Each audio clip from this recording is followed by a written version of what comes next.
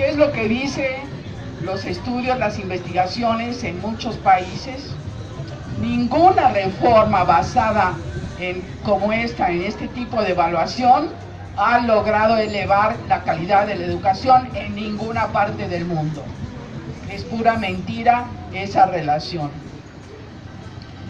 Dicen que van a defender los derechos de los niños, sobre todo otro derecho humano. También vamos a cuestionar esa promesa. Dicen que no se va a privatizar la educación. Reiteran que no se va a privatizar. Los hechos que sufren a diario tanto escuelas como padres y niños desmienten eso, y lo han desmentido también las investigaciones hechas en otros países. Finalmente dice que no va a afectar los intereses de los maestros, que los buenos maestros, como quieran definirlo ellos, van a ser premiados y elevados en su estatus profesional. Justamente tenemos que tomar en cuenta lo que dice la compañía de Michoacán. Ese término de profesionalizar engaña, suena bonito, pero en el fondo lo que significa es cortar la relación laboral como trabajadores de la educación. Recuerden, el Sindicato Nacional es de trabajadores de la educación y debe ser motivo de orgullo ser trabajador de la educación y no un mero profesionista. ¿Cuál es la secuencia de esta reforma? Como saben, se hizo un cambio del artículo 3º constitucional, y por ahí creo que fue un senador que nos contó cómo se hizo en un discurso muy interesante, así muy a principios, creo que fue el segundo o tercer día del régimen. 5 minutos, fírmenle aquí porque todos aceptaron el pacto, y se cambia sin mayor discusión el 3º constitucional, agregándole una cantidad de artículos y de secciones que no tienen nada que hacer en una constitución. Cuando lo vimos dijimos, ¿pero qué es esto? ¿En qué cabeza legal o constitucionalista cabe esto? Y ahora sabemos por qué. Porque están usando esto como derecho constitucional por encima de cualquier otra ley laboral. Y es una trampa enorme lo que hicieron con el 3º constitucional. 3 leyes secundarias y la fundación de por lo menos 2 instituciones paralelas, que realmente son los que manejan la evaluación, o dicen que manejan la evaluación. En realidad la dan a terceros privados, y sobre todo una que centraliza el control de la nómina y la contratación de los trabajadores de la educación, yendo en contra de la descentralización antigua. Y la instalación de un sistema nacional de evaluación, aún antes de saber qué demonios se va a evaluar, porque no había ni modelo, ni planes, ni programas, ni perfiles de maestros buenos. Esto es en alguna parte de Asia, pero podría ser en cualquier parte del mundo. La nueva manera de aplicar exámenes, la tremenda rigidez, la disciplina militar, la manera de aplicar exámenes universales de opción múltiple para seleccionar a algunos y descartar a los demás.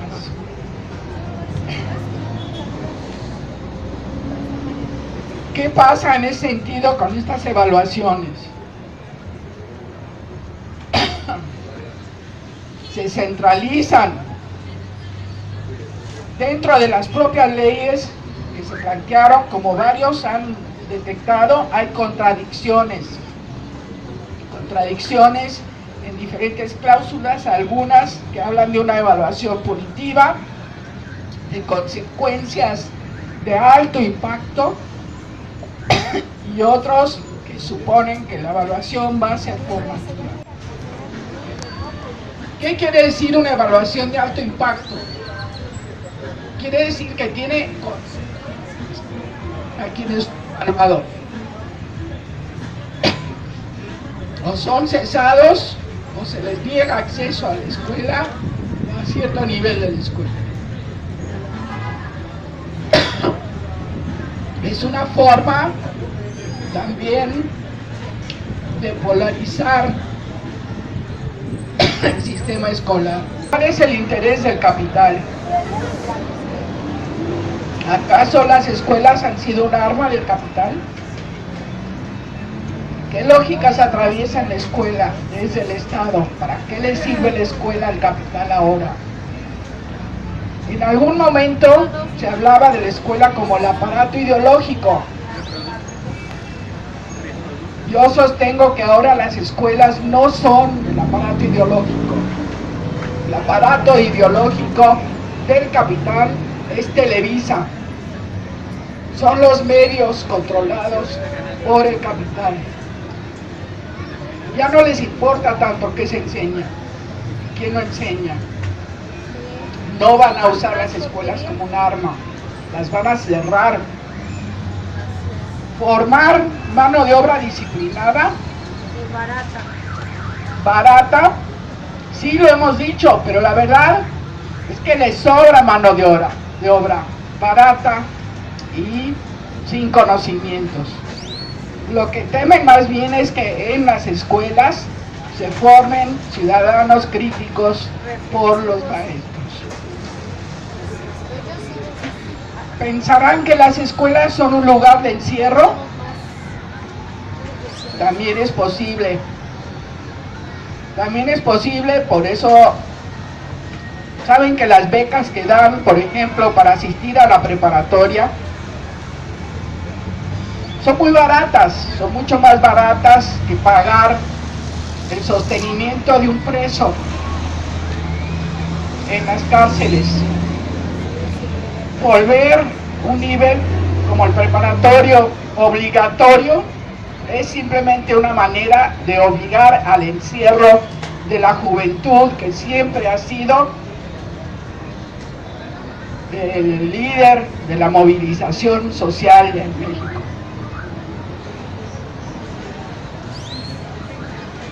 Las escuelas no le sirven nada al capital ni al Estado ya, pero sí nos sirven a nosotros. Nos sirven como lugar de encuentro, entre maestros, entre estudiantes, entre padres de familia. Son parte esencial del tejido social de nuestro país. Por eso, en ese sentido, parte de la lucha tiene que ser la defensa de la educación pública. ¿Y cuáles son los intereses privados en las escuelas? Si no son esos. Los intereses del capital actual en las escuelas son otras. Ya identificaron que salud y educación públicas eran garantía del Estado. En realidad son como minas para las empresas privadas. Son lugares y servicios que tienen que explotar justamente para lograr la transferencia de presupuesto público que viene de todos los impuestos nuestros hacia las arcas del gran capital. Las escuelas públicas son producto de una lógica popular, de una lucha popular por tener educación, por tener acceso a una educación gratuita. Y el Estado posteriormente se las ha apropiado y ahora las quiere traspasar con todos sus recursos al sector privado. ¿Cuándo es una escuela buena? Hay escuelas de muchos tipos, tanto grandes como pequeñas, como la clásica escuela bajo el árbol. ¿Qué pasa en las escuelas? En todas las escuelas pasan cosas muy diversas, e incluso en las escuelas que no tienen recursos de edificios adecuados. Los niños están aprendiendo a leer y escribir porque hay un maestro. Lo más importante de todo el proceso es la existencia de esa relación del maestro con los estudiantes y de la relación obviamente con su comunidad. No van a medir la calidad de un docente con un examen como el que están proponiendo, un examen de opción múltiple sobre leyes y reglamentos, un examen que solo pide una planificación que muy poco tiene que ver con la realidad del contexto y de los niños que atiende cada maestro, un examen hecho en línea en sitios y con aparatos que no funcionan, un examen hecho con un horario de 8 horas o más horas que es totalmente contraproducente. Esos exámenes no van a detectar lo que es una escuela de calidad como las que he visto en muchísimos lugares, con maestros que saben enseñar porque tienen experiencia, porque son normalistas, porque han compartido con sus familiares y sus colegas los secretos de esa muy difícil tradición, de ese muy difícil oficio que es ser docente, ser maestro. Este sistema de evaluación no lo va a detectar. ¿Quién evalúa entonces al sistema de evaluación? Yo creo que una de las luchas que habría que agregar es justamente exigir una evaluación del sistema de evaluación que se ha impuesto. No solamente exigir la suspensión de sus resultados punitivos, de sus consecuencias de alto impacto, sino también exigir que se someta a una evaluación independiente los mecanismos, las pruebas, los procedimientos de evaluación y de calificación de los maestros. Estoy segura que en ese sentido se encontrarán muchísimos errores desde la propia lógica de quienes saben de evaluación. El propio instituto hizo un coloquio sobre lo que llamaban evaluación formativa. Invitaron a varios expertos mundiales reconocidos, gente que había dedicado su vida entera a evaluar maestros y a formar maestros. Todos, sin excepción, les dijeron a las autoridades del INE, del instituto, que no era posible evaluar con ese tipo de instrumentos nacionales aplicados por la vía digital a un país tan heterogéneo y diverso como el México. Todos, sin excepción de los que he leído, hablan de la alternativa que sí puede funcionar y es local, es cualitativa, involucra a todos los actores de la escuela y tiene entre sus fines mejorar la calidad por la vía de la formación y por la co-construcción de mejores escuelas en cada localidad y con los maestros. Esto es no solamente mi opinión, es el resultado de investigaciones mundiales que no han tomado en cuenta para nada los grandes expertos de evaluación que están en este instituto que lo rige. En ese sentido, tenemos que buscar por qué se empeñan en aplicar esta evaluación con todo y militares. Mi propia hipótesis, más bien, es que lo que quieren hacer es cerrar escuelas. ¿Cuáles? Las escuelas pequeñas que ya han mencionado. ¿Por qué la resistencia está centrada en Guerrero, Michoacán, Oaxaca, Chiapas, ahora Tabasco, Veracruz, ahí vendrá, etcétera? Los estados con mayor cantidad de pequeñas escuelas rurales e indígenas, porque justamente la mira va hacia cerrar esas escuelas, trasladar a los niños, quieren ser trasladados a escuelas de pueblos y despoblar el territorio nacional. ¿Por qué lo querrán despoblar? Porque está lleno de recursos naturales que son lo que realmente apetece el capital. ¿Qué consecuencias puede tener esos cierres de escuelas? Que también puede pasar en las urbes. Ahorita les voy a enseñar algunos ejemplos. Las consecuencias son la destrucción de un tejido social y familiar en torno a las escuelas, el sostén de mucho de la resistencia y de la solidaridad que necesitamos para conservar y transformar este país en el país democrático que todos anhelamos. ¿Qué tácticas usar frente a esta guerra? Yo me hago preguntas en este sentido. Los compañeros en lucha han dado muchísimas de las respuestas. Hay muchas trincheras posibles. Cada quien de su trinchera puede aportar a esta lucha.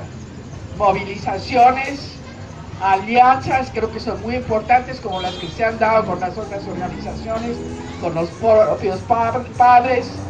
Diálogo, pero exigiendo, como se ha hecho por la gente, un diálogo digno, serio, con papeles que hablen de resultados vinculatorios. Repliegue, no lo llamo repliegue, creo que tenemos que buscar otra palabra. Hay que buscar formas de lucha, aun cuando ya no se puedan hacer el tipo de movilizaciones que se han estado haciendo. Y una de esas formas de lucha, que creo que es muy importante, es tomar las escuelas por los maestros, hacer ahí una buena educación, independientemente de lo que digan los de arriba. Creo que algunas de las decisiones que se han tomado en Oaxaca, según sé, son justamente eso, entregar resultados a los niños y a los padres de una buena educación, sin que esto signifique entregarse a las órdenes de los de arriba. No, también tenemos que rescatar maestros enseñando bien, también están luchando. Y como conclusión, solo quiero decir que yo vaticino, yo predigo, yo preveo que si siguen con esta reforma y no se abroga esta reforma, va a haber una drástica caída en la calidad de educación. Va a haber justo lo contrario, una caída en el aprendizaje de los niños y en la normalidad mínima de las escuelas, porque ya lo estamos viendo. Como decía la compañera, ya estamos viendo que los maestros están preocupados más por todo el asedio al que están expuestos, por toda la necesidad de aprenderse cosas absurdas para pasar un examen, y están desatendiendo justamente lo central de su trabajo de atender a los chicos, de trabajar para co-construir con los niños un país más cívico, más democrático, más informado, más capaz de defender lo nuestro a largo plazo.